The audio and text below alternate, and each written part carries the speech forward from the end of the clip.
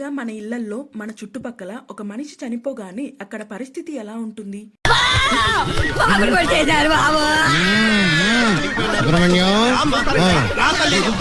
ఇలా ఉంటుంది. కానీ ఇక్కడ మాత్రం చనిపోయిన వ్యక్తి బ్రతకడం చూస్తారు. నమ్మేలా లేదు కదా.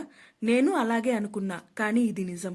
ఉత్తరాఖండ్ లోని యమునోత్రికి వెళ్లే దారిలో ఉంటుంది ఈ లోకమండల్ ఆలయం. ఈ ఆలయం మహాభారతం కాలం నాటిది. పాండవులు వనవాసం చేసినప్పుడు కొన్ని రోజులు ఈ ఆలయంలో గడిపారని చరిత్ర. ఒక వ్యక్తి చనిపోయే ముందు లేదా చనిపోయిన వెంటనే ఈ ఆలయం దగ్గరికి తీసుకునొచ్చి ఆలయం ద్వారంలో ఉన్న 2 విగ్రహాల జయ విజయాల ముందు పడుకొనిబెట్టి ఆలయంలోని శివలింగంపై అభిషేకం చేసి ఆ నీటిని మరణించిన వ్యక్తి నోట్లో పోస్తే ఆ వ్యక్తి కొద్దిసేపు బ్రతికి తన వాళ్ళను చూసుకొని చివరిగా హరహర మహాదేవ్ అని చెప్పి కైలాసం ప్రాప్తిని పొందుతాడని నమ్ముతారు. ఒకప్పుడు పాండవుల్ని కౌరవులు సజీవ దహనం చేయాలని ప్రయత్నించిన ప్రదేశం కూడా ఇదే.